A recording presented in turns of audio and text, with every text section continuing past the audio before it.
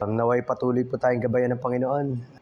Lahat tayo somehow, we are affected by the current situation, yung mga nangyayari sa ating paligid. But we want to know, kanino ba tayo dapat palaging magtitiwala? Ano ba dapat ang tamang reaksyon sa mga bagay na ito? And so, may kinalaman dyan yung ating pag-aaral. Because I've entitled this as Finding God in the Storms of Life. Sa gitna ng mga unos o bagyo, dapat natatagpuan natin ang Panginoon palagi. At hindi lang yun, of course, every day, but even during such times. But let's commit this time to the Lord. Maraming salamat, Panginoon naming Diyos, sa isang malaking biyaya sapagkat kami po ay pwedeng magtipon-tipon bilang inyong mga anak. Salamat for the blessing of praying, and salamat sapagkat alam namin you are our God who is able to hear the prayers of your people. And marami na kayong mga sinagot na panalangin at patuloy kayong dumirinig at kumikilos sa aming buhay at pinapakita niyo kayong Diyos na nagmamahal sa amin, O Lord. And so we praise you and thank you, Lord. Ang mga nabanggit na panalangin, nawa kayo pang malugod na sumagot nito at kumilos sa buhay ng inyong mga anak. To bless us even in our short time of study of your word. We praise you and thank you in Lord Jesus' name. Amen. Since kagagaling pa lamang natin sa isang malakas at matinding epekto, diba, yung tinatawag nating tropical storm, nasabi nila it had a combined damage of 3.4 billion pesos, both in agriculture tsaka infrastructure all over the Philippines. Hindi nga daw nila inaasahan ganun sa maraming lugar. We thank God for keeping us safe. Marami sa atin sa lugar natin dito, hindi naman ganoon naapektuhan, and yet marami sa kababayan natin nahihirapang pang bumangon. Mas malaking damage probably yung naganap sa buhay ng mga tao. May iba, halos wala na matiran, hindi nila alam paano magsisimula ulit, or lalo na yung death toll. They estimated it to be at least, conservatively pa, 120 to 150. And then of course, alam natin itong typhoon affecting our country, sinasabi lang, can be considered as a super typhoon. But pray, God would be the one to make it just pass. At yun naman ang sabi, di ba? Hindi siya tatama on land. And I pray that would be true so that maging mabilis din ang pag-alis. But nawa, ito ay nagbubunsod sa atin para lalong una tumingin sa Panginoon, magpasalamat sa pag-iingat ng Diyos, and of course, mag-reflect din sa mga kababayan natin, nahihirapan. Now, whether we're speaking of storms literally or figuratively, yun ang emphasis ng Bible eh. Ano man nagaganap na bahagi sa buhay natin, ano mang bagyo ang dinadanas natin, even in our own personal ways, palagi ang ating pagtingin ay sa Panginoon. Hindi ibig sabihin hindi tayo aware about what's happening. In fact, I check the news, lalo na may nag-share ng kapatid na possibly ganito. Of course, chine-check ko siya what's happening. But the difference is, you know, God is the one in control of the storm. Yun ang ating gustong pag-aralan at probably a reminder to all of us. I'll start from Isaiah 4 and in verse number 6. Simple lang ang sinabi, especially the second part. Ang promise ng Panginoon is that He will provide a place of refuge and for a shelter from storm and rain. Napakaganda, di ba? Kayang-kayang ipangako ng Diyos to give a place of refuge for a shelter from storm and rain simply because siya lang may kakayanang gumawa noon eh. In fact, hindi lang siya pwedeng magtayo ng lugar na yon, siya mismo yun eh. Yung pwede nating lapitan at any time. Nahum 1, 7-8, it reveals the two sides of God's character. Siyempre, maraming characters ng Diyos. Pero ito yung dalawang sides ng character ng Diyos in Nahum 1, 7-8. Sabi doon, the Lord is good, a stronghold in the day of trouble, and He knows those who trust Him. Napakaganda, di ba? At lahat tayo gusto natin panghawakan yan, ang kabutihan ng Diyos, ang pagiging muog ng Diyos, lalo na sa panahon ng kabagabagan, no? Panahon ng hindi madali ang buhay, nahihirapan ka, you can always go to Him. And kilala niya. Hindi lang niya basta kilala in mind, but He loves those who trust in Him. On the other hand, notice yung verse 8, a contrast. But with an overflowing flood, He will make an utter end of its place, and darkness will pursue His enemies. Yun ang ayaw pakinggan ng marami. As good as God is, merong side ng Diyos sa pwede niyang gamitan, and in this sense, binanggit yung salitang overflowing flood. Pwede niyang gamitin yun para wakasan ang anumang bagay, kahit nga daw yung kadiliman hahabol sa kanyang kaaway. So, walang takas yung mga tao na pwedeng pagdalhan ng Diyos. Kaya, it always should be a good question for us, nasang side tayo? Kung anak tayo ng Diyos, of course, we know that God is always good, kahit may bagyong dumadaan eh. He can shield us from that, or pwedeng dumaan tayo doon, pero kasama natin ang Panginoon. Ang kaibahan ng mga walang pagkakilala sa Diyos, they always would see the trouble, or wala silang pwedeng pag-asa. Kaya nga ang tingin ng iba, para bang yung mga bagyo, parang buhay eh. Pinapangalanan ng tao, tapos diba, parang may sariling isip. No. Alam natin, ang Diyos ang gumagamit niya. But the question is, ba't ba kailangan pa ng storms in life? Hindi ba pwede, Lord, na madali na lang lahat or smooth sailing? Ba't kailangan pa ng bagyo? Of course, alam natin, di ba? Kung lahat ay madali, edi wala ka nang kailangan. And do you think lalo kang matinding lalapit sa Panginoon? No. For all of us, we know how great a blessing it is, just like the psalmist said, it was good when I was afflicted. Di ba? Napatunayan niya tama yun, nahihirapan siya. Lalo siyang lumapit sa Panginoon. Sabi ni Paul Chappell regarding this, often we become apathetic in our lives until we face a severe storm. Nangyari sa Christian, di ba? Kahit yung Christian life natin, marami siyang gagana-gana, okay lang, kung nag-take time sa Panginoon, okay lang, kung hindi, until dumating ang matinding bagyo. Whether loss of a job, health crisis, loss of a loved one, or financial struggle, God often brings storms into our lives to change our perspective, to shift the focus from ourselves and our lives to Him. Lalo nating maisip, di ko pala kaya, Panginoon, I need you. God does that time and time again. Kasi nga, di ba, kung sa daming pinagpapala ng Panginoon at hindi na natin mabilang kanyang mga pagpapala, pero ilan sa mga pinagpapala ng Diyos ang lalong nagiging mas dedicated sa Panginoon. We know there are people like that, just like in the Old Testament, habang binibless sila ng Panginoon, lalong binabalik.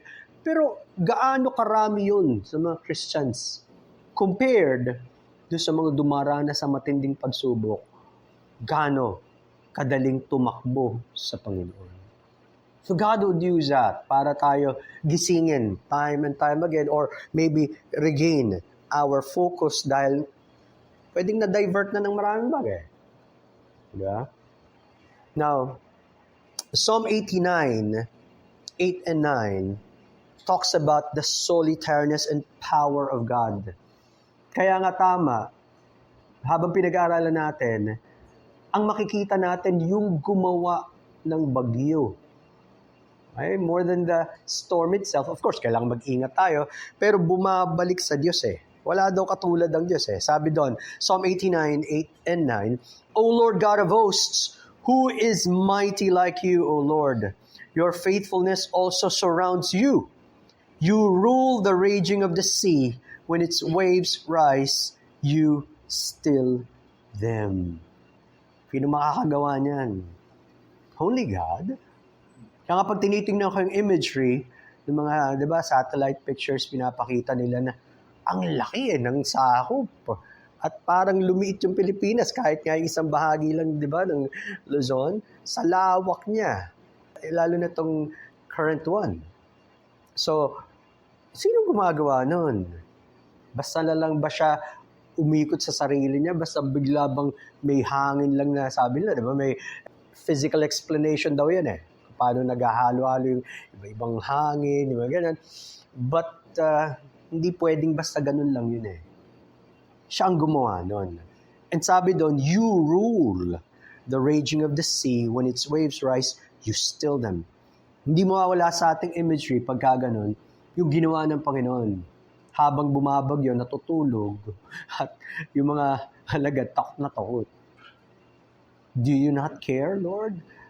Do you perish? Imposible eh. Andun siya. Kaya nga sinabi niyang, oh, you have little faith. Then sinabi lang niya, peace be still. It was gone. He was perfectly and absolutely in control. At yun nga minsan, we feel we should be in control. Kaya ang tao, di ba, natataranta kapag walang magawa. Now, isa sa mga sad reality, of course, bigla ko lang naalala sa ranking, kung magiging number 1 ba naman sana ang Pilipinas sa maraming magandang bagay, ano? Naging number 1 pagdating sa hindi pagiging handa sa mga disasters. Why? Malaking factor daw kasi yung pagkuha ng mga funds. Billion pero hindi nagagamit properly. And of course, the right people should be there to think. At totoo namang tropical country tayo eh. Kinakagulat pa ba namang taon-taon more than 20 typhoons would come in. Every time, parang palala na pala. It's simply because, again, people think they are the ones in control until dumating na naman and then they say, di natin alam. We cannot control kailan darating yan at anong magagaya. It's just that, binibigyan ng Diyos ang tao ng wisdom what to do. With the limited resources we have, what do we do? Ang tanong, ang tao ba hinahanap ang Diyos? Ang tao ba humihingi ng wisdom sa Panginoon at gusto ang mapabuti ang mga tao? Ayun yun, di ba? So, ang Diyos ang may control ng lahat ng iyan. So, it is our prayer. Even ang mga kababayan natin would see they need God as we need God. Kasi gano'n naman ang Diyos eh. Hindi niya gusto na ang mga tao patuloy lumayo at mapahambak, lalo na walang pag-asa. Diba? Isaiah 25:4, it says, "For you have been a strength to the poor, a strength to the needy in his distress, a refuge from the storm, a shade from the heat. For the blast of the terrible ones is as a storm against the wall." Ang Diyos ang kalakasan, kahit ng may hirap, ng mga nangangailangan, everyone in distress, again, a refuge from the storm. May song tayong ganyan, di ba? Shelter in the time of storm. Oh, rock divine, oh refuge dear, a shelter in the time of storm. Ang makakaalam nun, yung naranasan ang pagkilos ng Diyos, ang kaligtasan ng Panginoon. So it begins with a personal relationship and then the physical will follow. Bihira siguro yung nakaranas ng physical na kaligtasan, physically, naligtas siya. And then later on, isa-save siya ng Panginoon physically. May ganun, I'm sure. Pero mas madalas, kumikilos ang Diyos spiritually and then ma-appreciate niya yung physical. Kasi ang dami nating nakausap pag nag-witness tayo At may mga sasabihan, sigurado ka ba pag kunin ka ng Diyos? O naman, bakit? Ang dami niyang panahong niligtas ako What do you mean? Hindi ako nabangga. Hindi ako nalunod. Okay, physical. Nasa ng spiritual? Wala. Akala nila pareho no? Pero, it doesn't matter. Kahit naligtas ka na, physically, 100 times, one day, hindi ka na makakaligtas kundi mo siya nakilala. Diba? So, yun Very, very real sa atin ang pagkilos ng Panginoon. Sabi ni Alistair Begg, sa kahalagahan ng pag-develop ng ating time to get to know this God, sabi niya, if we are to cultivate habits of private prayer and devotion, that will weather the storms and remain constant in crisis.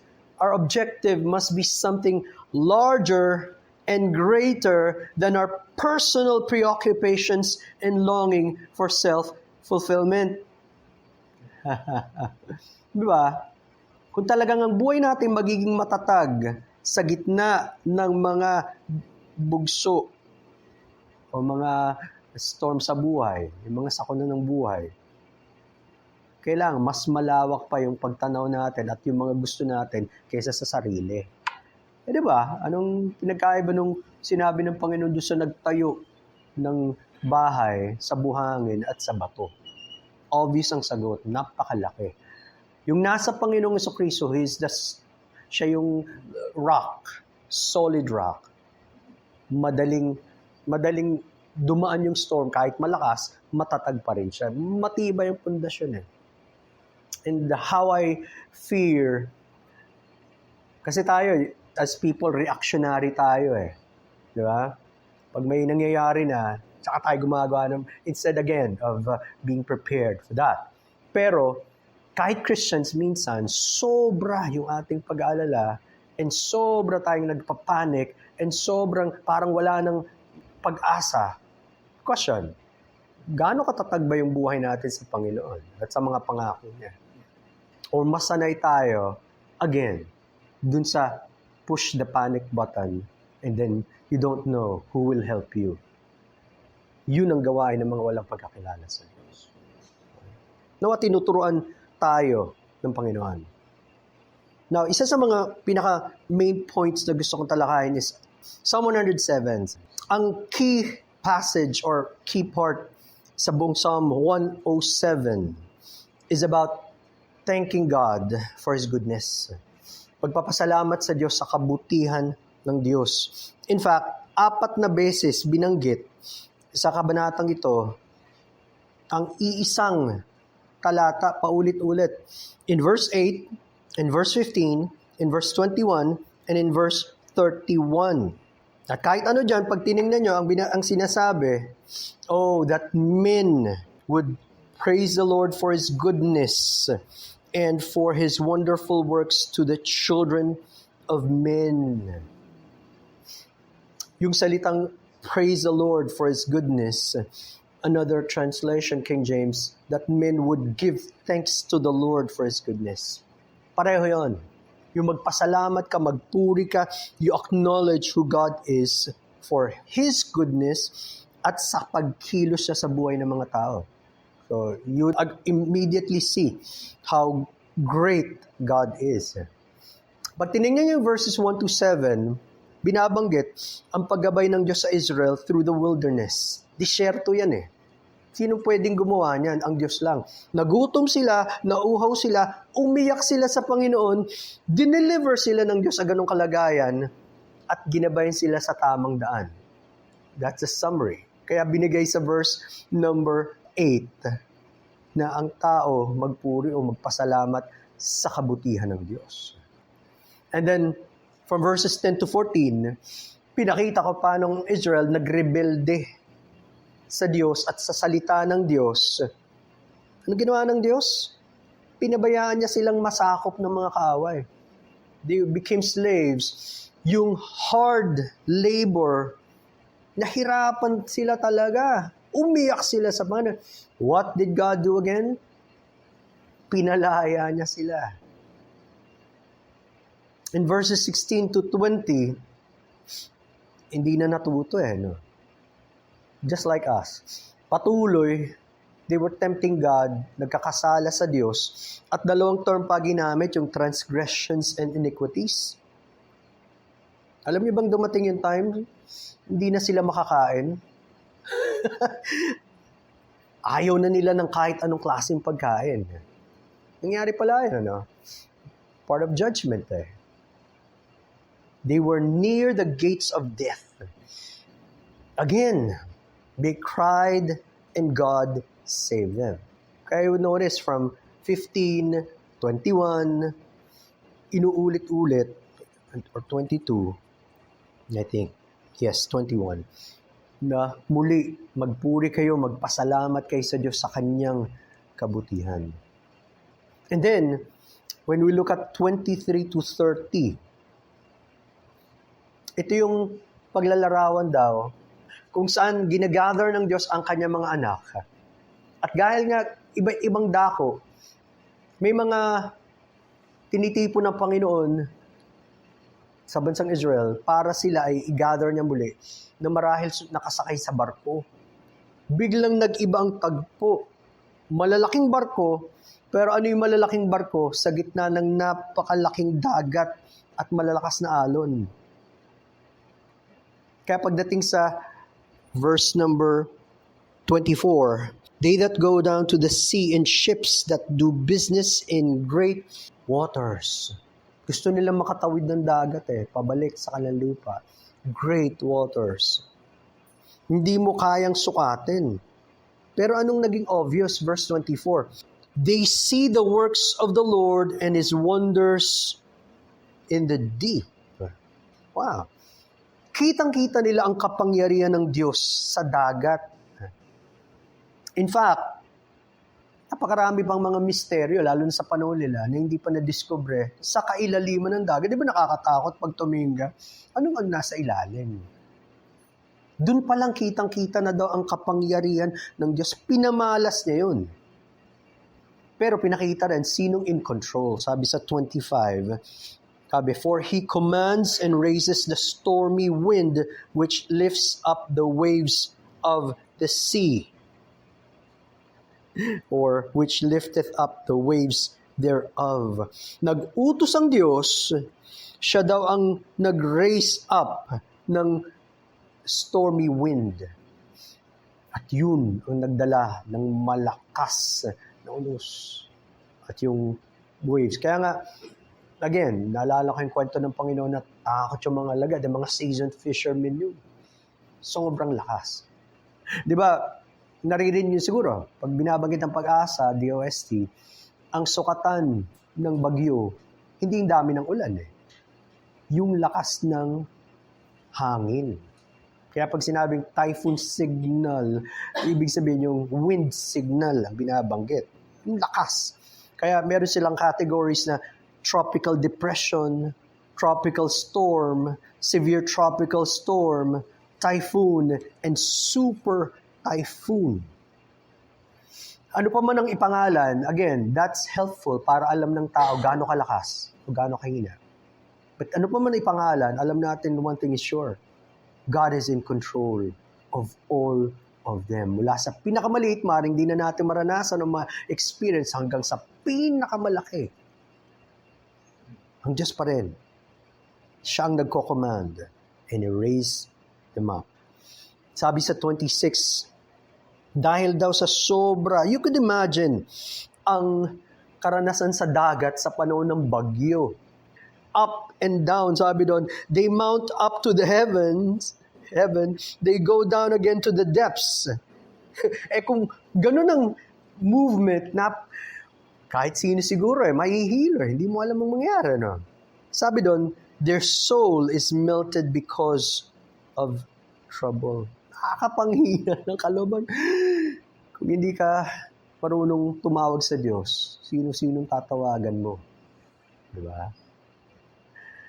Kaya ang magkabanggit sa verse 27, they reel to and fro and stagger like a drunken man and are at their wits' end. Para kang lasing.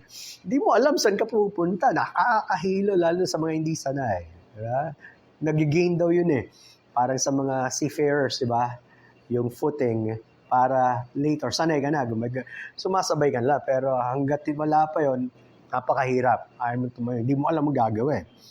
And then, nawawala ka na sa tamang kaisipan. Ano ang gagawin mo? Wala. Andun ka sa gitna That was their experience. And then, ano na naman ang ginawa nila? Again, nothing to do and nowhere to go but to God. Sabi sa 28, then they cry unto the Lord in their trouble and He bringeth them out of their distresses. Napakabuti ng Diyos. Anumang kalagayan, anumang sitwasyon, kahit na Hindi expected ng mga tao, but He knows. Once His people cry, He's there to listen always. In fact, minsan nga bago pa sinasabi, nagpapadala na siya ng sagot. Tinutulungan na naman ng Panginoon ang kanyang bayan. That is a picture. Diba? Wala ka man sa gitna ng dagat, ano man yung bagyong dumaraan sa buhay mo, personal, or with the family, or with your friend, alam na ng Diyos yan eh.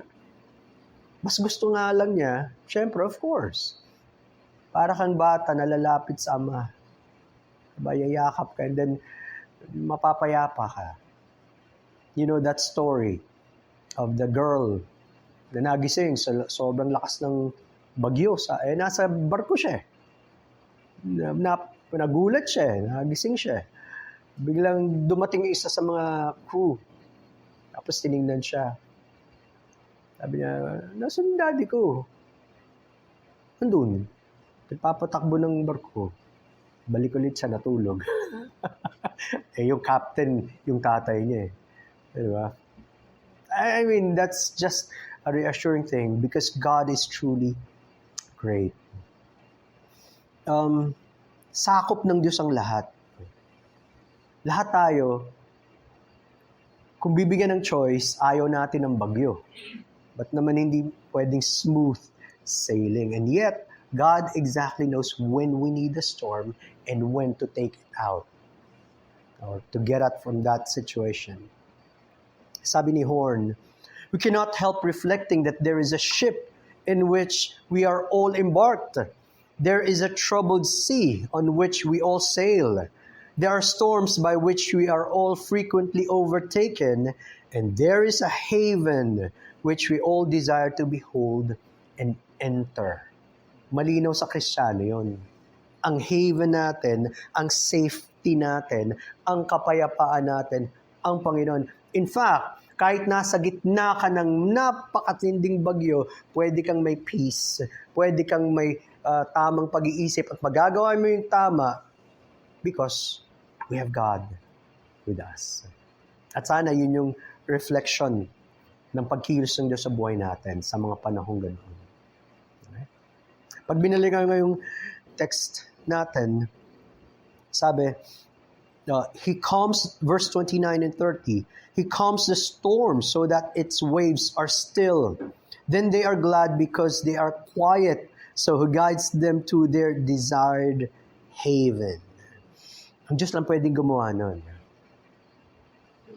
Pag alam nating makapangyarihan ng Diyos and He who has our best interest at heart, may kulang pa ba? Wala na kung tutuusin eh. Diba? He's complete. And yet, we have to know and we have to trust that our God is really complete.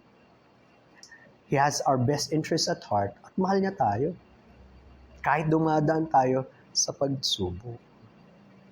Sabi nga ni Trapp, who is a commentator, if we will not be pacified when the Lord saith unto us, be still, every drop of water in the sea will be a witness of our monstrous rebellion and disobedience. Nagawa niya na yung pinakita na niya eh. At so many times, ginagawa niya yan. Pero kapag kinakausap ka na ng Panginoon, sabi niya, ako, ang bahala sa'yo. Ayaw mong i-let go at ayaw mong sabihin, Lord, wala na akong magagawa, kayo na lang. Iniisip mo pa rin, talagang pinipilit mo sa mga tao, hindi, masama mga... Then that's part of rebellion. We don't really trust God, just like Pastor Eric said. Diba? At yun nga nakakalungkot. Pag huli na lang ang Diyos na lalapitan natin, every time we have a crisis, nagawa na natin lahat eh. Parang yung term kanina, we are at our wits' end. So, what's left to do? They call upon God, no?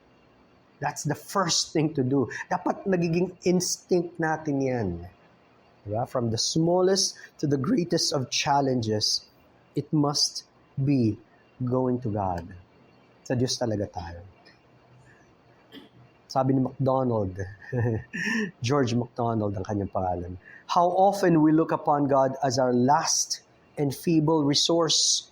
We go to Him because we have nowhere else to go. And then we learn that the storms of life have driven us not upon the rocks, but into the desired haven.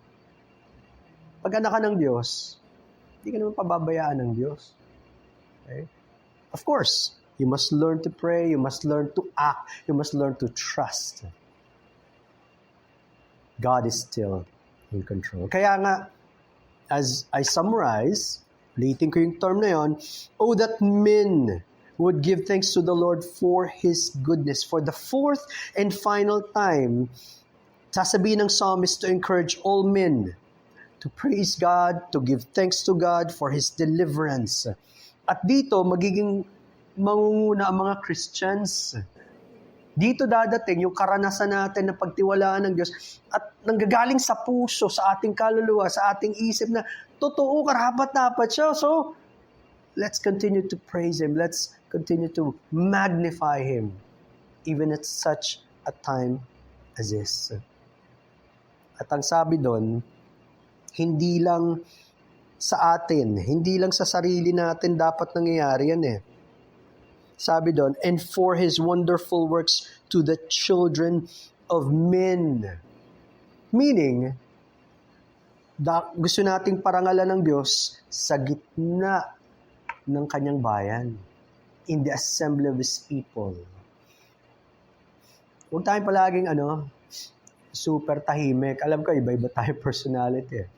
Pero pagdating sa pagpapasalamat sa Diyos, we should be thankful. Pagdating sa pagpupuri sa Panginoon at pagbibigay honor sa Panginoon, dapat ang Kristiyano active dyan. Because to be silent at a time na may ginawa ang Diyos sa buhay mo is to say, hindi siya mahalaga or hindi mahalagang malaman ng mga tao. We can be silent on many issues, pero wag pagdating sa Diyos.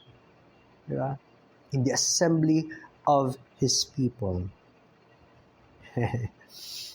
Kaya nga sabi ni Paul, let them not be ashamed nor afraid to speak of God's wonderful works and praises before the greatest of men. Kasi pwedeng ang term daw na yun, in the company of the elders. Kahit sino pa yan.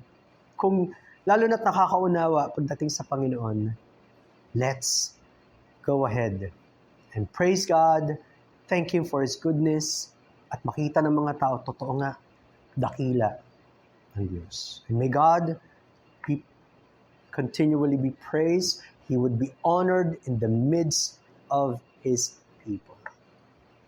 And, salamat po. The Lord bless us with this word. Let us pray. Almighty Father, maraming salamat sa kabutihan niyo sa amin, even for a short reminder na totoong dumadaan kami sa bagyo ng buhay at hindi namin ito maiiwasan. And yet, in all of these, you are the one in control, and we should see na sa pagkilos ninyo, Panginoon, ay tinuturuan niyo rin kami to trust you more, to learn, to depend on you, to have that clear mind and heart to do what is right. At kung ito man ay literal na storm, ay alam namin, Panginoon, the next steps, sapagkat kayo ang nagtuturo sa amin, Panginoon. And naway maging mabilis kami sa pagtawag sa inyo, anumang sakuna ng buhay, maging mabilis kami sa pasasalamat at pagpupuri, and may we encourage one another in you, O Lord God. Be thou exalted. At tinabilin po namin ang lahat, ingatan niyo po bawat isa sa aming pag-uwi. We thank you and commit all things in the Lord Jesus' name.